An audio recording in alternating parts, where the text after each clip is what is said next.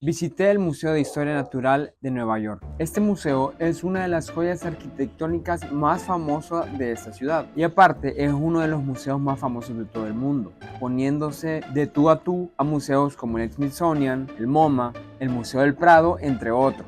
Bueno, este museo se encuentra en el Upper West Side de Manhattan, justo al lado de la mitad del Central Park. Y para entrar uno puede comprar las entradas en el lugar o comprarlas en línea. Ahora, si uno las compra en el lugar, uno corre el riesgo de que se agoten, ya que tienen un cierto límite de entradas por día y al ser una ciudad tan turística como Nueva York, es bastante probable que esto pase. La entrada general, o por así decirlo, la más simple, cuesta $28 para turistas.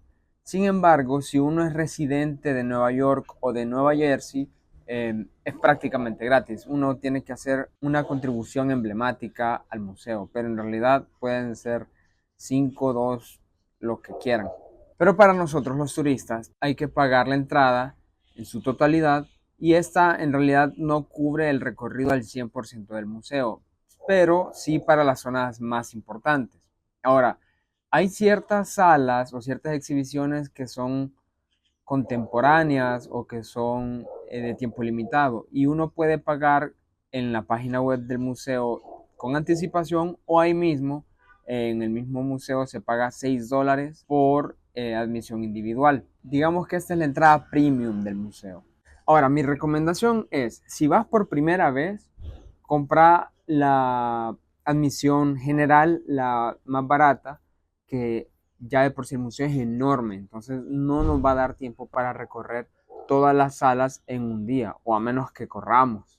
Y si hay alguna exhibición de esas premium, pueden comprar la entrada ahí y entrar a esa sala seleccionada, no pasa nada. Por mi cuenta, en mi recorrido, yo pagué la exhibición para el mariposario, que creo que esta es una de las pocas exhibiciones aparte o extras que sí son permanentes. Pero de ahí hay otras como la de los elefantes, que estuvo hoy en julio, pues se van a retirar dentro de unos meses. Entonces, si hay una exhibición en específico que quieren ver, vale la pena comprar la entrada. Si no, con la entrada del museo en general es más que suficiente, pues el museo es enorme. Y aunque uno haya comprado la entrada con anticipación por internet, siempre tiene que hacer una cola al entrar. El museo abre a las 10, nosotros llegamos como entre las 10 y 15 y sí había una cola, pero esta se mueve bastante rápida y aunque parecía larga porque casi cubría la cuadra, entramos en 10, 15 minutos. El museo, como yo les dije, abre a las 10 y cierra a las 5:30, pero la última hora que dejan entrar a las personas es a las 4:30, ya que a las 5:30 literalmente cierran. O sea, a los turistas que están adentro los están sacando. Entonces, las últimas personas dejan que entren a las 4:30 para que por lo menos lleguen a una hora de estar disfrutando el museo. Y les soy sincero, si no llegan a las 10 en punto y se van a las 5:30 y solo tienen un día para recorrerlo, no lo van a lograr. Es demasiado grande, incluso yo queriendo cubrir todas las salas que casi ni las pude disfrutar como me hubiese gustado de leer todo, por poco y no lo logro. Pero aparte de eso, cuando uno entra, el museo los empieza a recibir con una de las exhibiciones más impresionantes que tiene.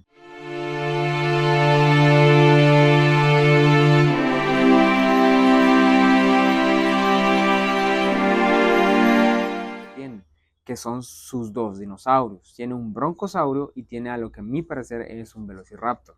No soy paleontólogo. Y lo que sí uno se ahorra al comprar las entradas por internet es de hacer la cola para comprar la entrada ya dentro del museo. Entonces uno solo pasa y va a la primera exhibición. Y bueno, expliquemos bien el museo. El museo consta de 27 edificios y 46 salas. Ahora, si me preguntan a mí si vi 27 edificios, no, yo solo vi uno enorme. No sé a qué se refieren, esto lo saqué de Wikipedia. Pero lo que sí les puedo decir es que cuando entramos nos dieron un mapa del museo y nos salieron 5 pisos o niveles, incluyendo la planta baja o lower level, que por eso está en el mapa LL. Pero prácticamente son 4, ya que el nivel 1 y la planta baja es prácticamente el mismo piso. Tiene una diferencia de unas 10 grados.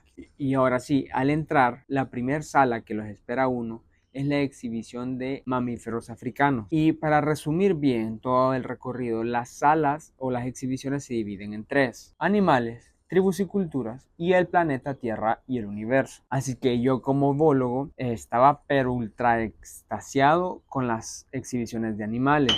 No tanto como en las culturas, pero está bien. Está bien, pero por otro lado está mal, ¿viste? Pero está bien. Cuando uno entra a la primera sala, que es la de los mamíferos africanos, lo recibe una imponente manada de elefantes, todos los animales en taxidermia. Esta manada está en el centro de la sala de exhibición y está albergando o cuidando, por así decirlo, a todas las demás exhibiciones que se encuentran en las vitrinas. En esta sala intenta exponer todos los mamíferos africanos que tiene la colección del museo en sus ambientes, y tienen una plaquita describiendo la especie que se encuentra, que uno está observando, y el ecosistema en el que vive. También intentan replicar ecosistemas como tal, poniendo distintas especies en una actividad en general que pudiera estar dándose en África, en un ecosistema en específico. Y en esta sala uno va a encontrar animales literalmente africanos, como gorilas, okapis, leones, leopardos, avestruces, aunque ese no es un mamífero, rinocerontes, jirafas y muchísimos más. Una vez uno pasa esta sala, se dirige a un pasillo. Este museo tiene algunos pasillos con distintas temáticas. En este caso, el pasillo siguiente es sobre la extinción de los insectos y tiene fotografías de insectos en peligro de extinción. Cuando uno termina de recorrer ese pasillo, llega a la sala de culturas y tribus de África, y ahí uno puede observar las distintas culturas a lo largo de todo el periodo de historia del humano que han vivido en África, ya sea egipcios, nigerianos, las tribus de la África tropical y muchas más. Entonces el museo exhibe herramientas, exhibe armas y exhibe distintos atuendos que ocuparon esas tribus, o que en algunos casos siguen ocupando, como tratando de hacer ver al espectador, al turista o a quien sea que llegue, cómo es la vida en esos casos. En el caso específico de África, tienen una parte de los wetlands o las tierras húmedas, donde me imagino que se refieren a la parte tropical, y la parte de sabana, que, como entenderán, debido al ecosistema y el clima en el que viven, las culturas tienen que ser distintas. Ahora, pasando de esta parte, uno llega directamente a una sala de aves del mundo. Y ahí son pocas vitrinas, pero ahí tienen exhibidos las distintas aves que uno puede encontrar en cada continente y en regiones específicas, cuando vale la pena observar esa ave, como por ejemplo el cóndor. El cóndor está en una gran parte de Sudamérica, sin embargo tiene su vitrina propia, pero también tienen otras vitrinas como aves de Oceanía, aves de África, aves de Centroamérica y muchas más. Yo en lo particular sí estaba un poco emocionado al ver las aves de Centroamérica, porque son las aves que yo veo aquí afuera de mi casa.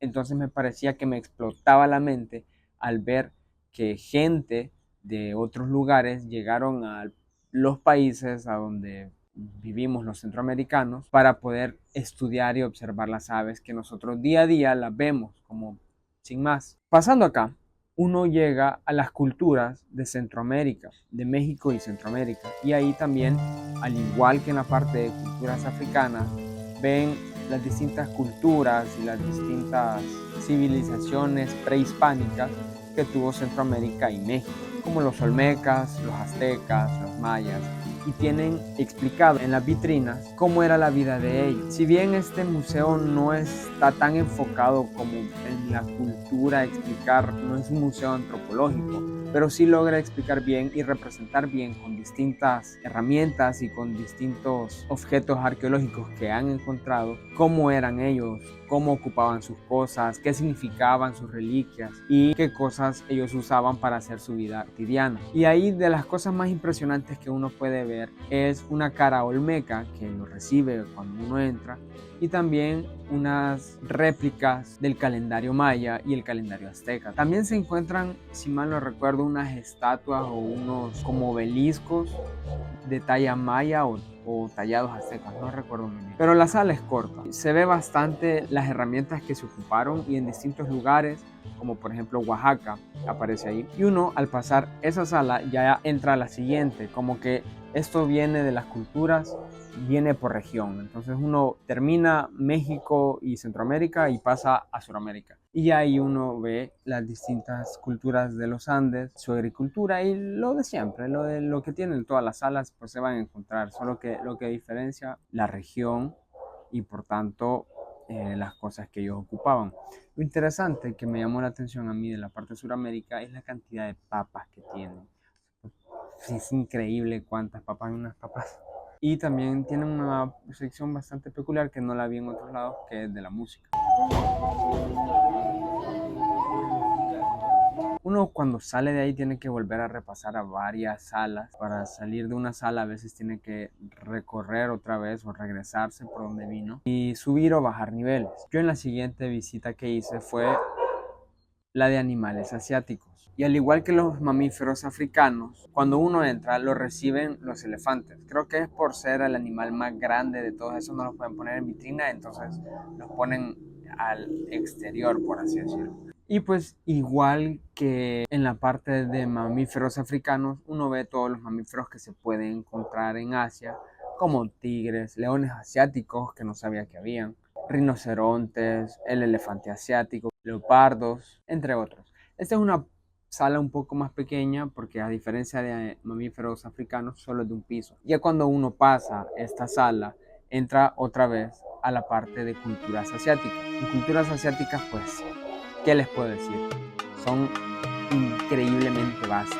Está la cultura árabe, está la cultura oriental que nosotros conocemos como la china, japonesa, y está la cultura de Malasia que también parecida, tiene bastante influencia de la china, pero es muy peculiar. Y también la cultura hindú. Entonces, esta sala tiene más que todo arte y representaciones gráficas en miniatura, maquetas, por así decirlo, de la vida de las personas asiáticas hace mucho tiempo atrás. También tienen reliquias y joyas de estas culturas que a mi parecer están muy interesantes. Yo jamás las había visto y para mí es impresionante ver cómo estas reliquias que yo solo había visto en películas en realidad existen y han sido parte de la vida de personas y de nosotros mismos los seres humanos. Y ya una vez pasa en la parte de culturas asiáticas, yo decidí subir y fui a la exposición de primates. Y pues no hay mucho que decir, en realidad los primates es literalmente taxidermia de varios monos, tanto desde lémures como monos del Nuevo Mundo, monos del Viejo Mundo, chimpancés, orangutanes, hasta llegar a nosotros. Después de esta sala, uno puede llegar a la parte de reptiles. Bueno, herpetofauna más bien dicho, es que la herpetofauna no solo son reptiles, sino también es mamífero. No sé por qué, pero siempre se combinan las dos clases. Entonces ahí puede ver uno reptiles que en realidad para mí no son muy impresionantes porque aquí los veo muy seguido, como cocodrilos, caimanes, tortugas, serpientes. Lo que sí es bastante interesante es que tienen la exhibición de un dragón de Komodo que yo nunca había podido ver el tamaño real de esas cosas, que son enormes, y la de una pitón de Malasia, que la anaconda es más grande, pero igual el pitón es enorme. Tuvimos unos cuantos errores técnicos y me di cuenta que había perdido el audio, así que me tocó volver a grabar de nuevo. ¿Y en qué nos habíamos quedado? En la parte de herpetofauna. Editando el video me di cuenta que yo había dicho que la herpetofauna son reptiles y mamíferos. Bueno, herpetofauna más bien dicho, es que la herpetofauna no solo son reptiles, sino también es mamífero. Cuando no puede estar más equivocado, son reptiles y anfibios. Ya volviendo con esto, me quedé en explicarles o decirles la parte de cómo ser mordido por una serpiente, que es una serie de presentaciones y de maquetas de cómo ser mordido efectivamente por una serpiente venenosa. Obviamente uno intenta no hacer esos pasos, pero tienen ciertas recomendaciones bastante útiles si uno lo quiere hacer, como meter las manos dentro de un hoyo o pasar encima de una serpiente. y mucho más. También otra sala importante que se me pasó mencionarla es la parte de la fauna de Nueva York. Básicamente es un pasillo en donde están puestas todas las especies que se han reportado por investigaciones en el estado de Nueva York. Recordémonos que Nueva York no solamente es Manhattan o Brooklyn o Queens, sino que es todo un estado que es la parte este de Estados Unidos, y arriba de toda la parte de lo que nosotros conocemos como la ciudad de Nueva York hay zonas de bosque. Aparte también comparte territorio con Nueva Jersey, que es una ciudad un poquito, digamos, menos urbanística, aunque siempre bastante urbana. Y nada, pues hay animales que uno ve en las películas de Estados Unidos, cualquiera de las que uno nota, como los osos, hay pumas, linces y bastantes aves. Que la verdad, un dato curioso de Nueva York es que se han encontrado varias especies nuevas para la ciencia en el parque de Central Park. Uno podría creer que al ser la jungla de concreto y no va a encontrar mayor diversidad, pero incluso, o sea, al tener un parque tan grande y una zona verde enorme, pues se encontraron especies que no se habían reportado. Esto también ya fue hace mucho tiempo. Hoy quizás lo más probable es que la nueva especie es quizás alguna rata que encuentren. De ahí, después de pasar eso y la parte de los primates, uno llega a la zona de fósiles. Y para mí esa es como la nata y crema del museo, porque uno ahí ve exhibiciones que jamás creí que iba a poder ver, debido a que a donde yo vivo no hubieron históricamente dinosaurios. Sí he visto aquí fósiles de mamuts, mastodontes, algún otro tigre prehistórico. Sin embargo, como tal, dinosaurios del periodo Jurásico y Cretáceo no hubieron acá. Entonces, ver esos animales enormes de 12 metros, de 15 metros de largo, es otra cosa. Aunque uno solo ve los huesos, pero imaginarse que esas especies estuvieron caminando aquí es, para mí, yo alucinaba. La sala de exhibiciones de fósiles está dividida por periodos y por tipo de dinosaurios. Hay dos tipos de dinosaurios, generalmente. Están los ornitisquios y están los saurópodos. Los ornitisquios son los que tienen la cadera como la de un pollo, y los otros, los saurópodos, son los que podrían decirse que son un poquito más emparentados con los reptiles, los saurópodos, y los ornitiscos con las aves. Entonces, uno ve los distintos dinosaurios que ha visto en las películas, como los triceratops, como los broncosaurios, como el tiranosaurio rex que está ahí. Esos son como, digamos, los más conocidos, el estegosaurio, el paquicefalosaurio y bastantes más. De ahí también hay exhibiciones de animales prehistóricos, no necesariamente dinosaurios, como por ejemplo bastantes peces con cráneos óseos, que son, por así decirlo, como los primeros peces que estuvieron habitando el planeta Tierra. Y de ahí muchos fósiles de animalitos pequeñitos como los trilobites, y de ahí se pasa a la parte ya tirándose a un periodo más reciente, la que nosotros conocemos como Era del Hielo. Y aquí hay exhibiciones pues de mamuts, de toros, búfalos antiguos, del perezoso prehistórico. Toda la megafauna mamífera que hubo en ese tiempo está exhibida ahí. Algo que me pareció bastante inusual es que tiene sentido como las personas antes, al desenterrar los cráneos de elefantes o de mamuts, uno hubiera podido creer que eran cíclopes, porque en realidad solo tiene un hoyo en medio y dos grandes colmillos, y si solo encuentra la cabeza sin ver el cuerpo, uno fácilmente cree que es un cíclope. Para mí, una de las exhibiciones que no se tiene que perder uno, y yo desgraciadamente no pude darle el tiempo que me hubiese gustado, es la exhibición de biodiversidad. Esa está en el último piso, pasando después de la fauna de Norteamérica, y ahí, pues curiosamente, no solamente está la fauna de Norteamérica como tal, sino que también, aunque compartimos fauna, está la de Centroamérica. Entonces uno puede ver exhibiciones de jaguares, de pumas, osos grizzlies, alces, venados cola blanca, búfalos, y pues básicamente es la misma sala que vimos de animales asiáticos y mamíferos africanos, solo que ahora tomando la parte de Canadá, Estados Unidos, México y una parte de Centroamérica. Pasando esta sala y entrando a la sala de la historia historia de Estados Unidos, que pues al ser América tienen su propia sala. Obviamente estás en el Museo de Nueva York, vas a conocer sobre la historia de Nueva York, que está en Estados Unidos de América. Entonces ellos ponen en exhibición muchas cuestiones de sus ecosistemas, siendo las más importantes el río Mississippi, las montañas rocosas y los bosques de secuoyas en California. Después de esto, hoy sí se llega a la parte de biodiversidad, y esta para mí es la sala mejor trabajada y con más especies interesantes de todo. Ahí se expone de todo el mundo las especies que están a punto de extinguirse o las especies más emblemáticas o importantes de todo el mundo. Y ahí podemos encontrar el quetzal, los tigres, el oso polar, tiburón blanco, una medusa gigante e incluso hasta un calamar gigante. Después de esta sala, justamente directamente después, entramos a la sala de la vida marina. Y ahí está el animal más grande, más pesado que este planeta ha tenido en su historia, que es la ballena azul. Ese espécimen no creo yo que sea taxidermia, no puede ser taxidermia, tiene que ser alguna escultura, plástico o de arcilla, no sé. Obviamente uno no lo puede tocar, está hasta arriba, pero uno puede darse cuenta o tener por lo menos una idea de lo inmenso que es ese animal. Y alrededor de ellos están